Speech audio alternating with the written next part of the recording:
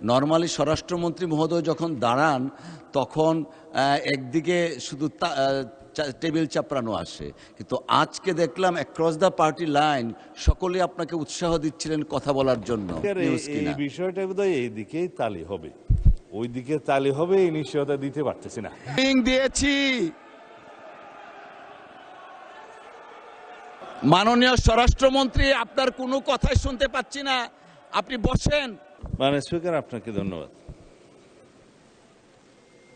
বিষয় হচ্ছে পুলিশের সাবেক আইজিপি বেনজির আহমেদের দুবাই পুলিশ কর্তৃক গ্রেপ্তার প্রসঙ্গে।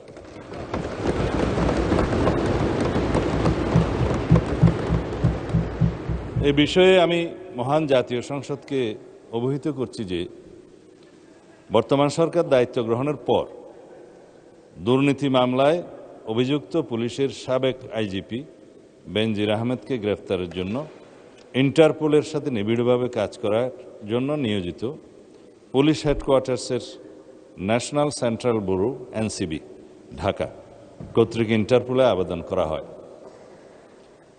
তৎপ্রেক্ষিতে গত 11 এপ্রিল 2025 এটা 2025-এ পাঠানো হয়েছিল, আমরা এটা মনিটর করেছি।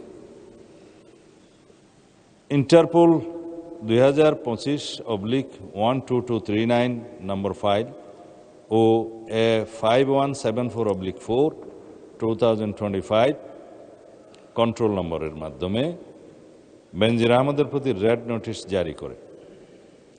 উক্ত রেড নোটিশের মাধ্যমে ইন্টারপোল কর্তৃক সংযুক্ত আরব আমিরাতের স্বরাষ্ট্র মন্ত্রণালয়কে অনুরোধ করা হয় গ্রেপ্তারের জন্য। মাননীয় স্পিকার, আমি এই মহান সংসদের মাধ্যমে সমগ্র জাতিকে জানাচ্ছি যে গত 12 জুন 2026 তারিখে সংযুক্ত আরব আমিরাতের স্বরাষ্ট্র মন্ত্রণালয়ের directorate general of federal criminal police national central bureau NCB Abu Dhabi হতে প্রেরিত একটি ইমেইলের মাধ্যমে বাংলাদেশ সরকারকে জানানো হয়েছে যে দুর্নীতি মামলায় অভিযুক্ত বেনজির আহমেদকে সংযুক্ত আরব আমিরাত পুলিশ কর্তৃক গ্রেফতার করা হয়েছে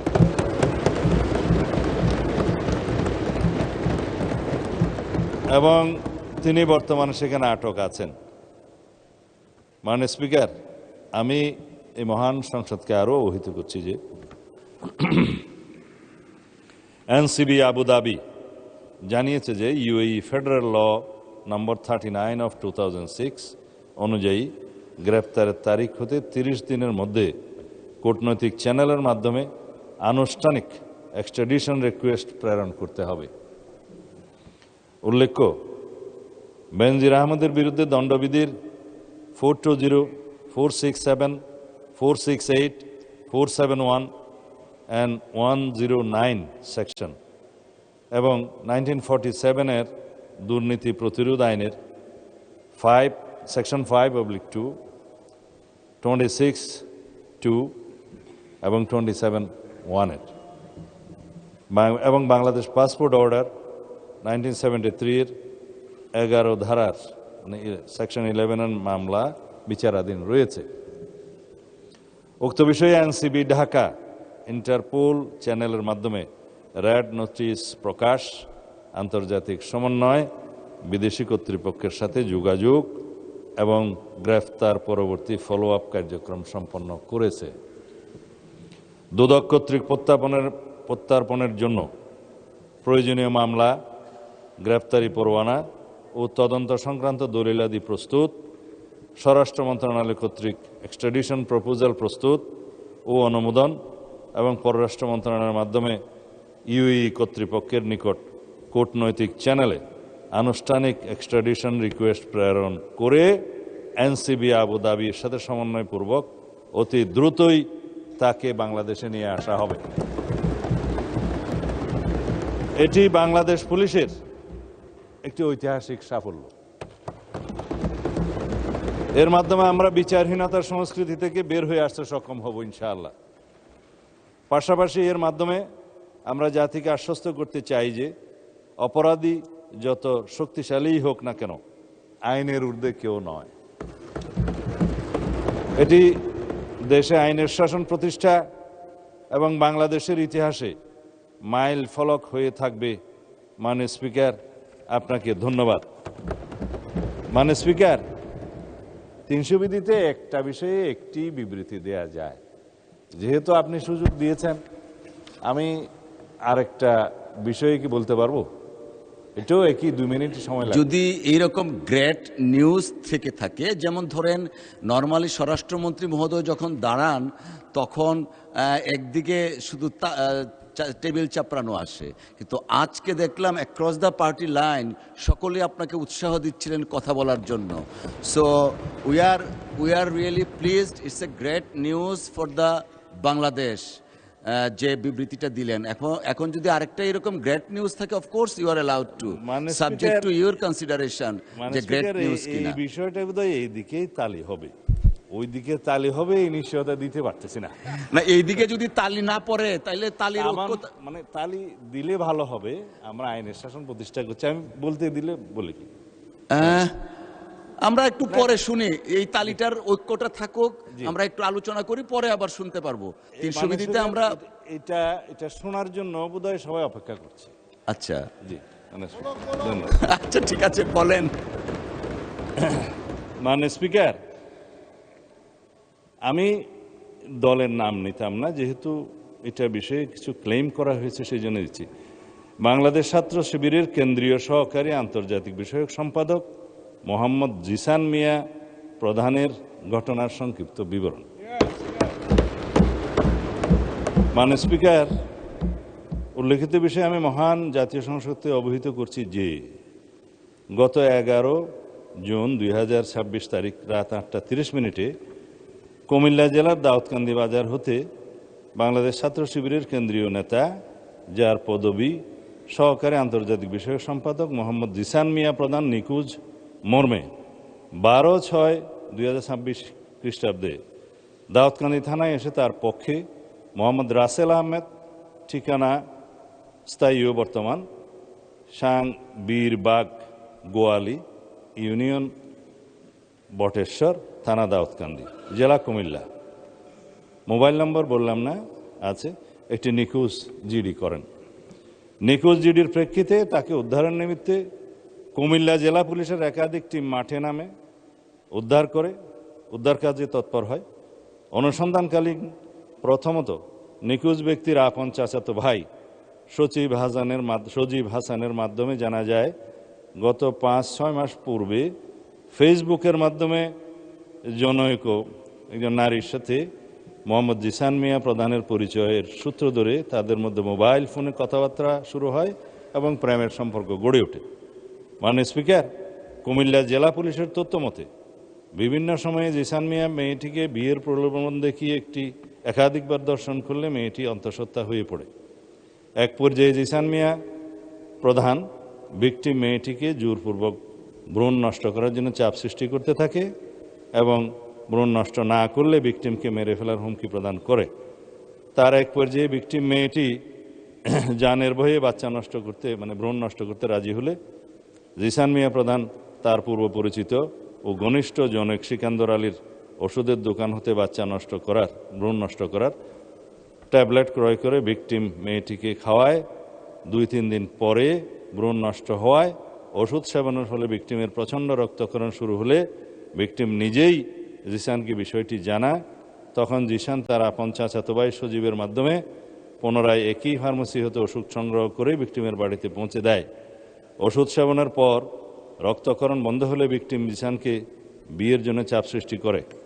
এক পর্যায়ে জিসান 12 জুন তারিখে রোজ শুক্রবার বিয়ে করতে সম্মতি জ্ঞাপন করে, কিন্তু গত 11 জুন তারিখ রাত 8:30 বিয়ে না করার টালবাহানায় জিসান নিজেই আত্মগোপন করে তার চাচাতো ভাই মোহাম্মদ রাসেল আহমদের মাধ্যমে দাউদকান্দি থানায় একটি নিখোঁজ জিডি করেন। নিখোঁজ জিডির অনুসন্ধানকালীন কুমিল্লা জেলার লাকসাম থানা এলাকায় স্থানীয় লোকজন ও লাকসাম থানা পুলিশের মাধ্যমে আত্মগোপনে থাকা জিসান মিয়া প্রধানকে উদ্ধার করা হয়। ভিকটিম মেয়েটিকে থানায় হাজির হয়ে মোহাম্মদ জিসান মিয়াকে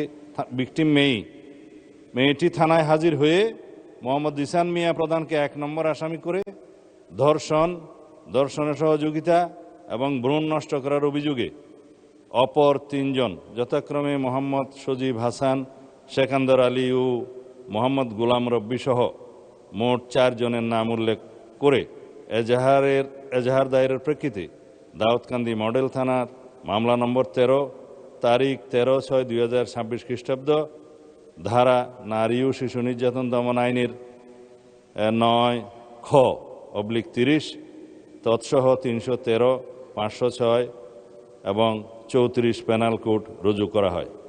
গত 13/6/2026 তারিখে এই অভিযুক্ত সজীব হাসান ও সেকান্দর আলী তাদেরকে গ্রেফতার করা হয়। তারা বিজ্ঞ বিচারিক জুডিশিয়াল ম্যাজিস্ট্রেট আদালতে ঘটনায় নিজেদেরকে জড়িয়ে 164 দ্বারায় স্বীকারোক্তিমূলক জবানবন্দি প্রদান করে। বর্তমানে মামলাটি তদন্ত অব্যাহত আছে। যেহেতু মাননীয় স্পিকার এই বিষয়ে অনেকেই ভেরিফাইড ফেসবুক পেজে তার নিখোঁজের বিষয়টি অন্যভাবে বর্ণনা করে সরকারকে দায়ী করতে চেয়েছিল এবং প্রকৃত ঘটনা উদ্ঘাটনের পরে সেটা আমরা মনে করলাম এই ঘটনা জাতির সামনে প্রকাশ করা দরকার। আমি এই মহান জাতীয় সংসদের মাধ্যমে এটা প্রকাশ করলাম। ধন্যবাদ মাননীয় স্পিকার। ধন্যবাদ মাননীয় স্বরাষ্ট্রমন্ত্রী।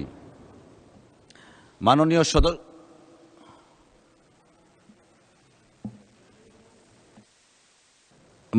বিরোধী দলের উপনেতা, আমরা প্রসিডিংসে যেতে চাচ্ছিলাম। আচ্ছা, একটু মাইকটা দেন, উনি শুনি কি বলতে চাচ্ছেন। মাননীয় স্পিকার, আপনাকে ধন্যবাদ। প্রথম কথা হচ্ছে, বলা হয়েছিল যে স্বরাষ্ট্রমন্ত্রী 300 বিধিতে একটা বিবৃতি দেবেন এবং সেই হিসাবে আমরা ওনাকে অ্যালাউ করেছিলেন। আমরা এটাকে এগ্রি করেছি এবং উনি যে বিবৃতিটা দিয়েছেন এটা অত্যন্ত একটি উল্লেখযোগ্য এবং প্রশংসনীয় উদ্যোগ এবং বাংলাদেশ পুলিশের সফলতা। আমরা পুলিশকে এর জন্য ধন্যবাদ জানাই।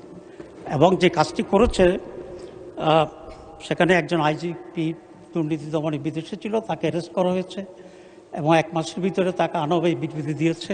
এটা আমাদের জন্য অত্যন্ত আনন্দের এবং এই দেশের জন্য অত্যন্ত একটি উল্লেখযোগ্য ঘটনা আমি মনে করি এবং সেই হিসেবে আমরাও তালে দিয়েছিলাম, কারণ আমরা এটার সাথে একমত। আমরা তার বিচার চাই এবং এ ধরনের উদাহরণ আরও সৃষ্টি হোক, এটা আমরা চাই। মাননীয় উপনেতা, এটা আমাদের চেয়ার থেকে আমরা বলেছি it's a great achievement for the nation. Exactly, সবাই এটাকে সমর্থন করেছেন।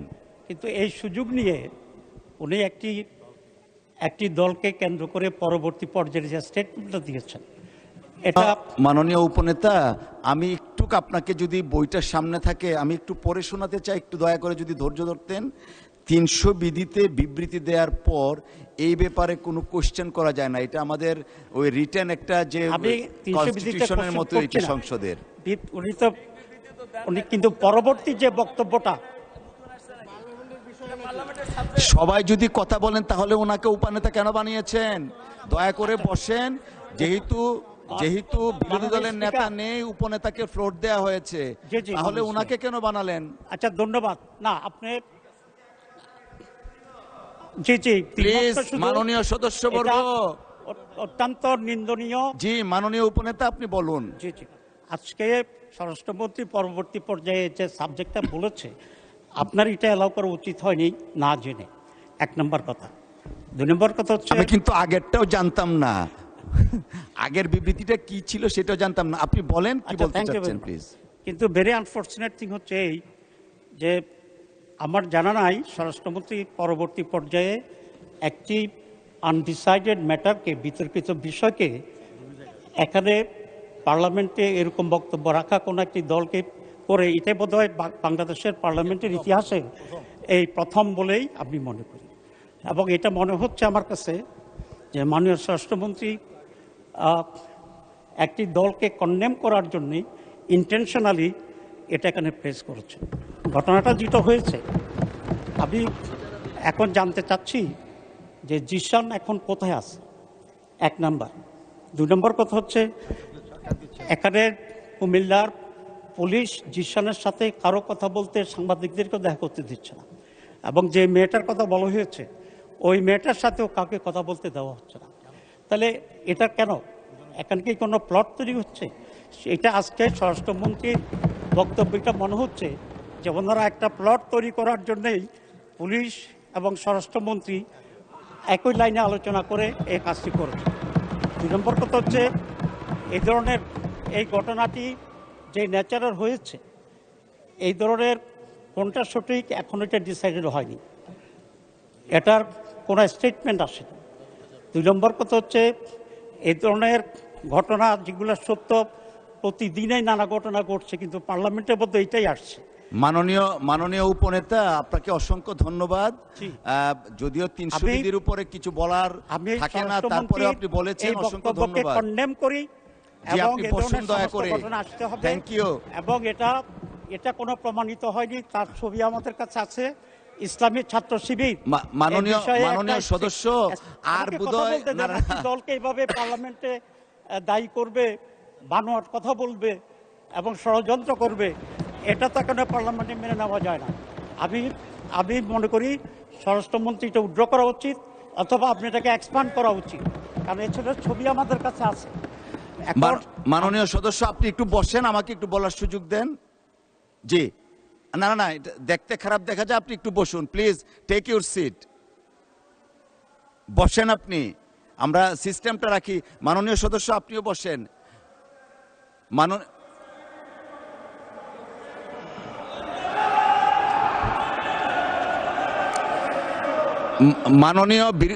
মাননীয় বিরোধী দলীয় উপনেতা, আপনি দয়া করে বসুন, সবাই বসুন। এদিকে যারা আছেন আপনারাও বসুন, আপনারা বসুন বসুন বসুন।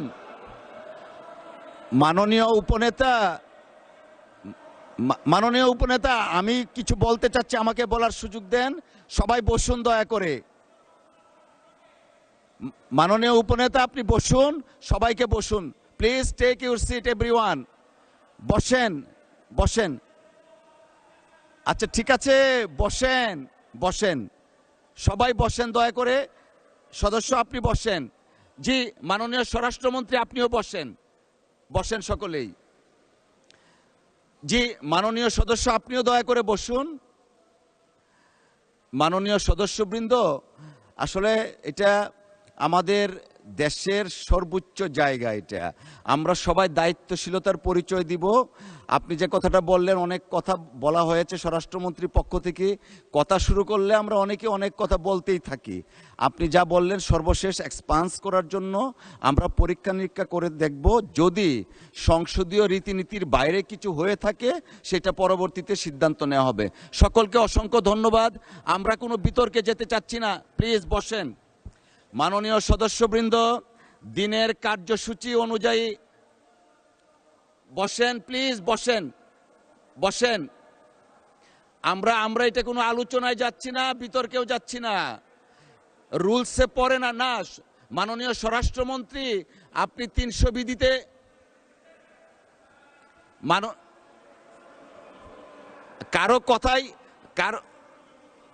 কারো কথাই শোনা যাচ্ছে না। আপনারা বসেন, একটু পরে বসবেন, একটু পরে আপনি বসেন। 300 বিধিতে বক্তব্য দেওয়ার পর এই ব্যাপারে কোনো কোশ্চেন করা যায় না। আমাকে শেষ করতে দেন। যেহেতু বিরোধী দলের নেতা নেই, উপনেতা হিসাবে উনি দাঁড়িয়েছেন, প্রিভিলেজটা আমরা দিয়েছি।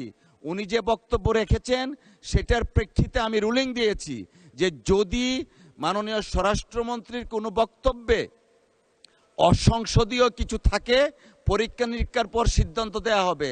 সবাই দয়া করে বসেন, আমরা দিনের কার্যসূচিতে যাচ্ছি। মাননীয় সদস্যবৃন্দ, দিনের কার্যসূচি অনুযায়ী এখন 2025-26 অর্থ বৎসরের সম্পূরক বাজেট সম্পর্কে সাধারণ আলোচনা অনুষ্ঠান হবে। না, রেকর্ডে যায়নি, আমি তো বলেছি। আপনি বসেন, মাননীয় মন্ত্রী বসেন, সকলেই বসেন।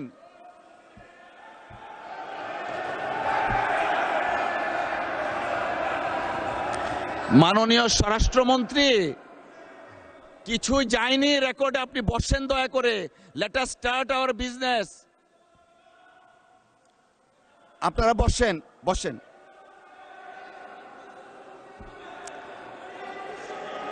আমি রুলিং দিয়েছি।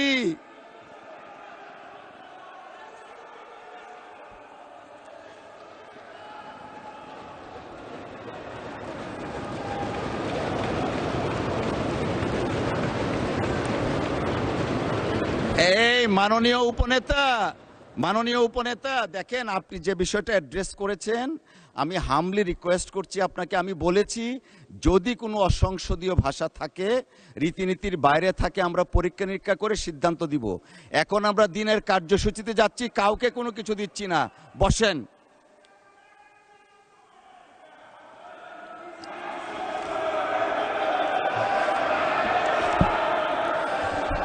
এ পর্যায়ে ত্রয়োদশ, বসেন দয়া করে। আমি দেইনি, উনাকে ফ্লোর দেইনি।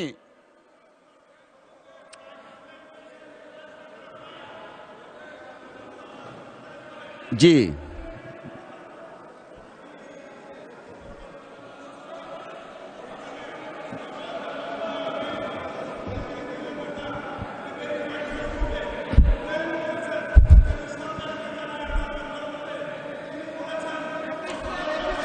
মাননীয়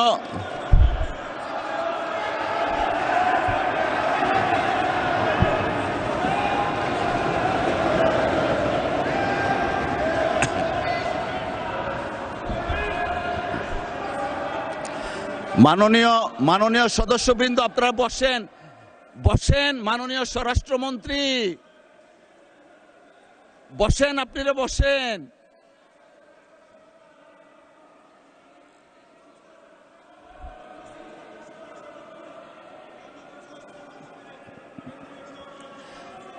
মাননীয় স্বরাষ্ট্রমন্ত্রী, আপনার কোনো কথাই শুনতে পাচ্ছি না, আপনি বসেন।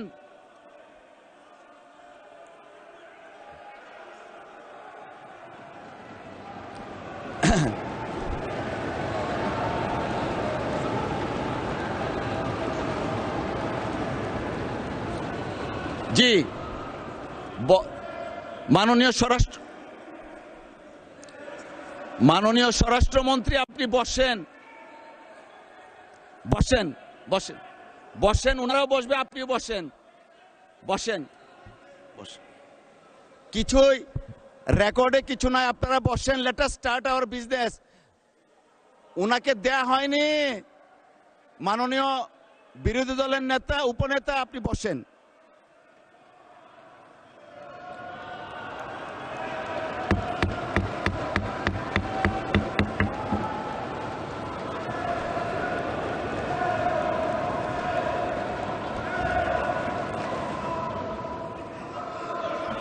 অর্ডার। ত্রয়োদশ জাতীয় সংসদের দ্বিতীয় অধিবেশনে 2025-26 অর্থ বছরের সম্পূরক বাজেট সম্পর্কে সাধারণ আলোচনায় অংশগ্রহণ করতে আগ্রহী মাননীয় সদস্যগণের মধ্যে